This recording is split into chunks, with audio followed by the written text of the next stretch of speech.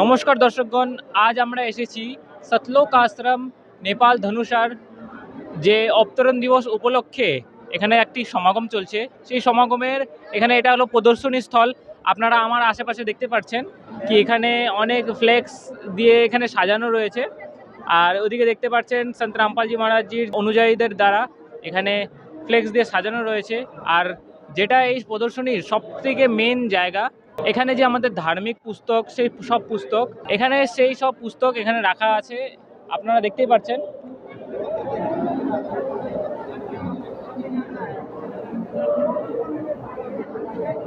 তো দর্শকগণ, আমি এখন যেই টেবিলের ব্যাপারে আপনাকে দেখালাম, সেই টেবিলের যে সেবাদার একজন এই সেবাদার আছে, যে গ্রন্থের সেবাদার, সেই সেবাদার এখন আমাদের সাথে যুক্ত হয়ে গেছে। আমরা সেই সেবাদারের সাথে কিছু কথা বলে নেব এই টেবিলের ব্যাপারে। নমস্কার স্যার। নমস্কার স্যার, আপনার নাম? আমার নাম সুশীল দাস। স্যার, আমাদেরকে বলুন যে এখানে যে এতগুলো পুস্তক রাখা আছে, এই পুস্তক রাখার উদ্দেশ্য কি? আর এখানে কি মানে কোনো ধর্মবিশিষ্ট পুস্তক রাখা আছে, যেমন হিন্দু ধর্মের বা কোনো মুসলিম ধর্মের বা কোনো হলো শিখ ধর্মের পুস্তক রাখা আছে, না সব ধর্মেরই পুস্তক রাখা আছে? হ্যাঁ স্যার, আপনি ঠিকই প্রশ্ন করেছেন। মানে এইখানে কোনো হিন্দু ধর্মের পুস্তক রাখান বা মুসলমান এরকম নেই।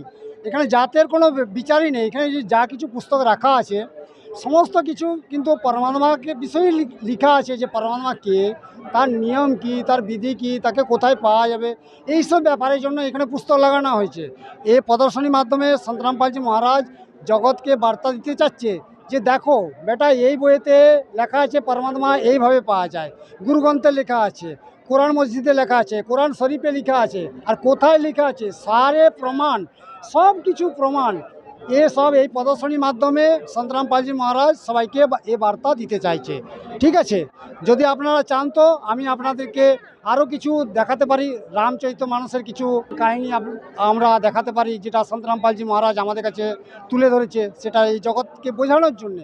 কেন কি আমরা সব অন্ধকারের মধ্যে আছি, যে ভগবান কে, মেন কথা এই একটা পয়েন্ট, এই পয়েন্টটাকে আমাদেরকে জানতে হবে। যে ভগবানকে যদি পেয়ে যায় তাহলে আমরা আর এখানে আসবো না, আমরা চলে যাবো সতলোকে, যেখানেকে গেলে পরে আর জন্ম মৃত্যু হবে না, বুড়াপা হবে না, রোগ হবে না।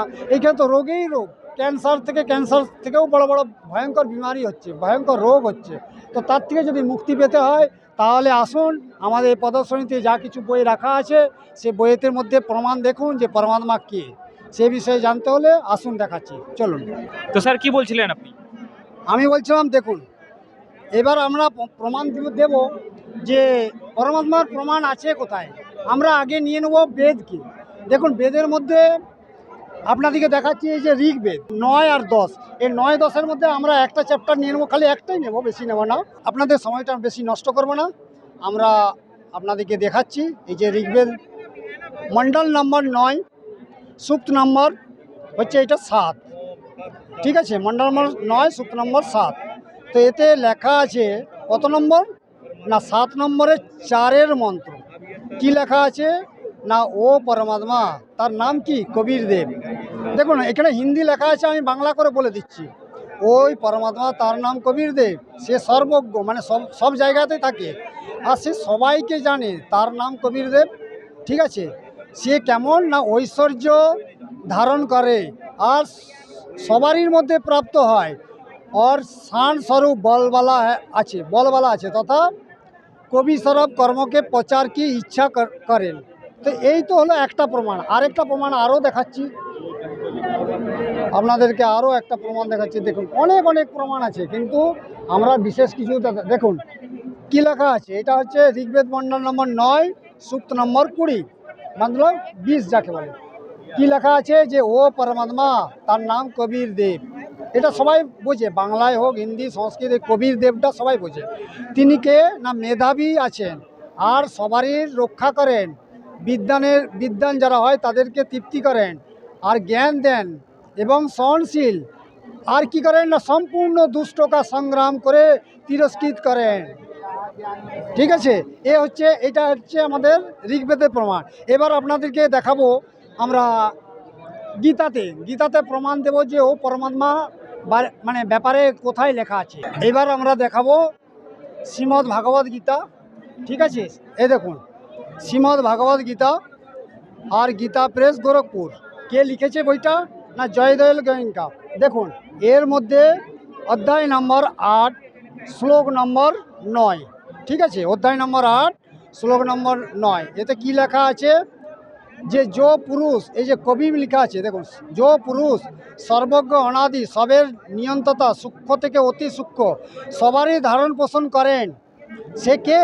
না সে হচ্ছে অচিন্ত স্বরূপ, সূর্য সমান, নিত্য চেতন, প্রকাশ স্বরূপ আর অবিদ্যাসে অতি পরে শুদ্ধ সচ্চিদানন্দ ঘন পরমেশ্বরের নাম স্মরণ করে। তাহলে হলো পরমাত্মা। দেখুন এটা আপনাদেরকে আরও একটা সরলার দেখাচ্ছি। এটা হচ্ছে দেখুন অধ্যায় নম্বর 8, এটা দেখি, এটা কি? শ্রীমদ্ ভাগবত গীতা, গীতা প্রেস গোরখপুর, ঠিক আছে, এই যে গীতা প্রেস গোরখপুর, এর অনুবাদকর্তা এটাও দেখিয়ে দিচ্ছি আমরা। দেখুন গীতা প্রেস গোরখপুর, ঠিক আছে, গীতা প্রেস গোরখপুর, এ গোবিন্দ ভবন কার্যালয় কলকাতা সংস্থা। দেখুন আমাদের কলকাতা থেকে বইটা সংস্কৃত হয়েছে, ঠিক আছে, এটাও দেখে নিন। এখানেও কি লেখা আছে, এখানে লেখা আছে গীতাতে অধ্যায় নম্বর 8 শ্লোক নম্বর 9, আমরা 9-তে চলে যাবো। কোথায়? এই 8 আর এ হচ্ছে 9, কে হচ্ছে? এ সংস্কৃত আছে, সংস্কৃতটা আমরা পড়লাম না, আমরা হিন্দিটা নিয়ে এলাম। যে পুরুষ সর্বজ্ঞ অনাদি সবারই নিয়ন্ত্রতা, সূক্ষ্ম থেকে অতি সূক্ষ্মতর সবারই ধারণ পোষণ করেন। কার করেন? না সবারই করেন। তা সে কে? না অচিন্ত স্বরূপ, সূর্যের সমান, নিত্য চেতন, প্রকাশ স্বরূপ আর অবিদ্যা সে অতি পরে, সে কে? শুদ্ধ সচ্চিদানন্দ ঘন পরমেশ্বরকে স্মরণ করেন। তাহলে হলো পরমাত্মা। এখানে আপনারা বুঝতে পারলেন যে পরমাত্মা কে। তো এই সব প্রমাণ দেওয়ার জন্যেই প্রদর্শনী লাগানো উচিত। সন্তরাম পালজি মহারাজ এই সমাগমের মাধ্যমে সবাইকে এ বার্তা দিতে চাইছে যে আপনারা আসুন, জ্ঞান বুঝুন, পরমাত্মার জ্ঞান নিয়ে আপনারা আপনাদের জীবন কল্যাণ করুন। সৎ সাহেব। ধন্যবাদ স্যার। নমস্কার। সৎ সাহেব।